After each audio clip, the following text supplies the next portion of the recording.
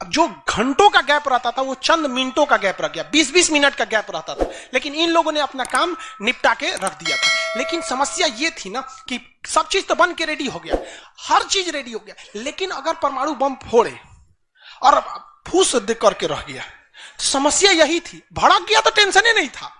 तब क्या किया गया, सैटेलाइट हुआ तो रहेगा। तो अटल बिहारी वाजपेयी का पूरा छूट था, एपीजे अब्दुल कलाम को इनको टेंशन ही नहीं था। उन्होंने कह दिया अटल बिहारी वाजपेयी से कि ये काम करते हैं हम अब आ गया, हम मई में इसका बम फोड़ देंगे कोनो दिन में, 9 तारीख चाहे 11 तारीख कोनो दिन हम फोड़ देंगे। तो कहें कि भाई आपको जो करना है करिए ना, हमको मत बताइए, हमको बस परमाणु बम चाहिए, बाकी अमेरिका कौन चीज करेगा हम देख लेंगे यहाँ पे। तो अटल बिहारी वाजपेयी से खुला छूट मिल गया। अब इन्होंने 9 मई 1998 डेट क्या कर दिया, डिसाइड कर, 2 दिन किया था, एक 9 मई को भी, फिर 11 मई को। पहले 11 मई 1998 शक्ति 98 कोड नाम था।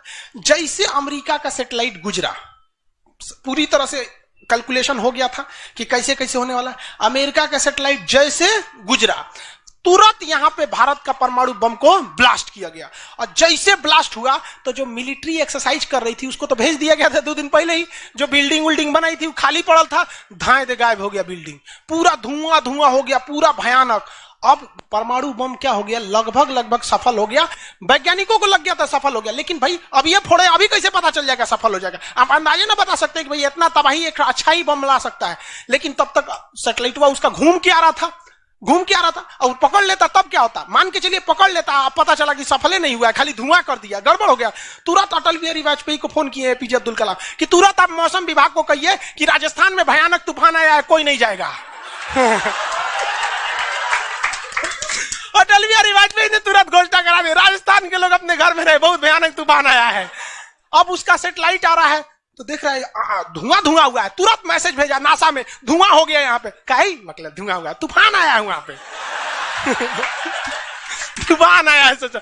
वहां से चला गया, तब परीक्षण देखा गया, एकदम सक्सेस। अब टेंशन ही नहीं है, एक और फोड़ दो,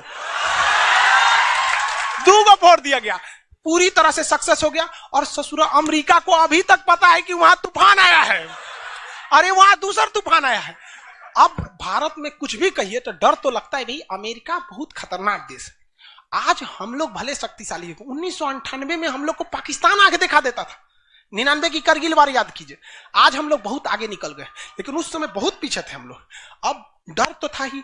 अब भारत के प्रधानमंत्री सब राष्ट्रपति सुखपुकाइल थे, अमेरिका क्या करेगा ओके पते नहीं। 9 तारीख बीत गया, 10 तारीख बीत गया, पता ही नहीं चला अमेरिका को। अटल बिहारी वाजपेयी अब्दुल कलाम से पूछे कि महाराज तो सोचा कुछ सुख ये नहीं रहा, तो ओकरा पते ना चल।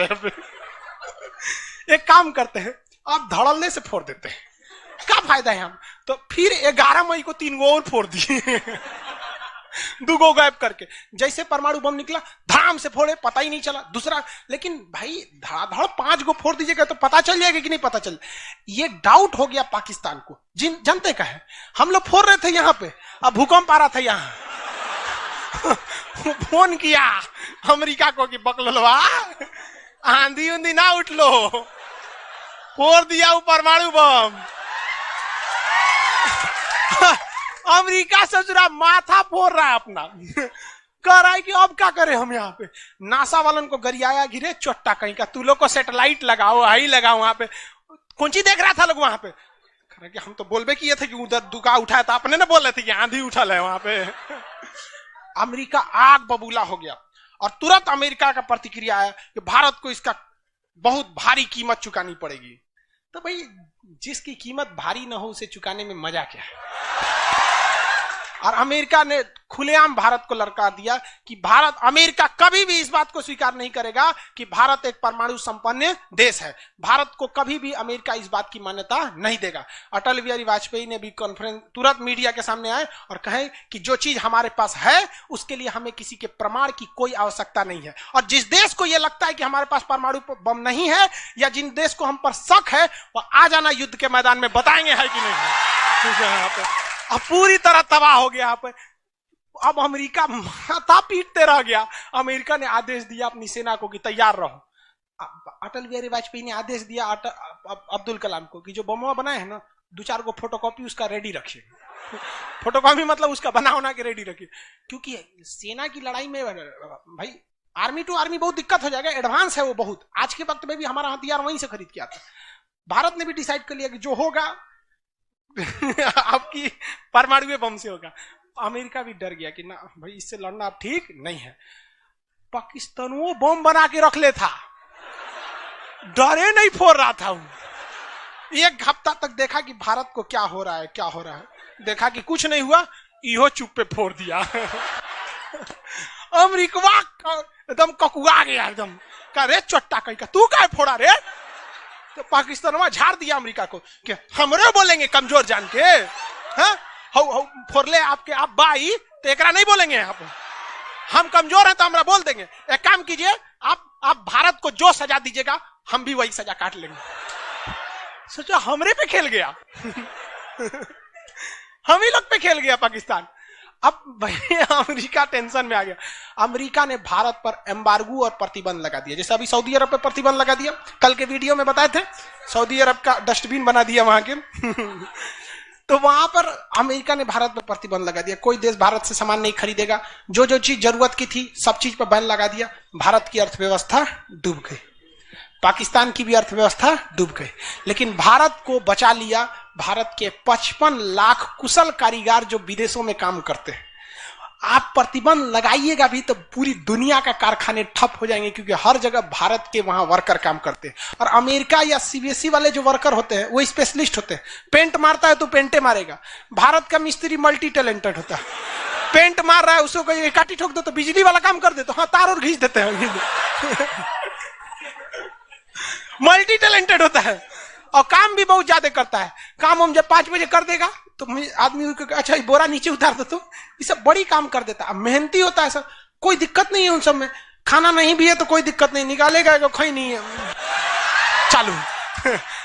तो पूरी दुनिया से भारत को पैसे आ रहे थे, पूरी दुनिया भारत में क्या, भारत के हजारों वर्कर लाखों काम कर रहे थे, भारत में पैसा आ रहा था, तो हमारी अर्थव्यवस्था पे उतना भयानक प्रभाव नहीं पड़ा। लेकिन पाकिस्तान की अर्थव्यवस्था तबाह हो गई। इसकी यहाँ के कोई वर्कर को ले भी नहीं जाता है। अरे चोटा कम मार करेगा कोई ठीक है नहीं है यहाँ पर। ये सब इतने बड़े बैल होते हैं सब पाकिस्तान वाला।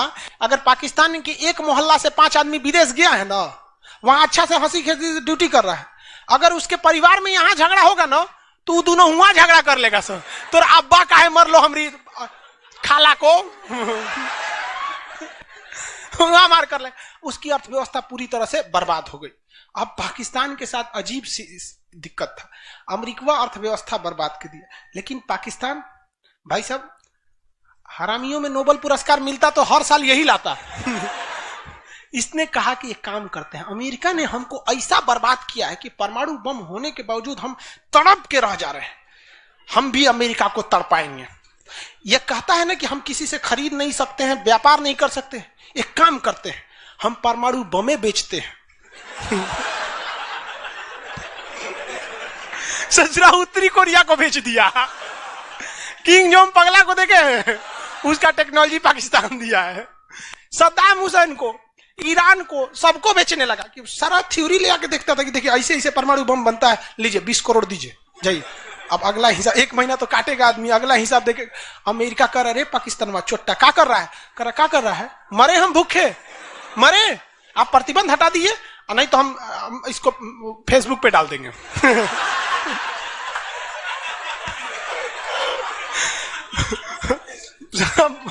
अमेरिका पगला गया, अमेरिका प्रतिबंध हटाया।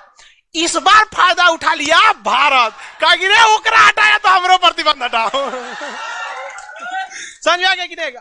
तो गलती से भी अगर हम लोग जब भी एक दूसरे का अंतर्राष्ट्रीय मंच पर साथ दिए हैं ना तो दोनों को फायदा हुआ है, लेकिन ये चोट्टा उसको समझ में नहीं आता है। अभी भी अगर वो शांति से रहेगा ना तो बहुत आगे जाएगा, और अशांति से रहेगा तो एकदम में आगे चल जाएगा।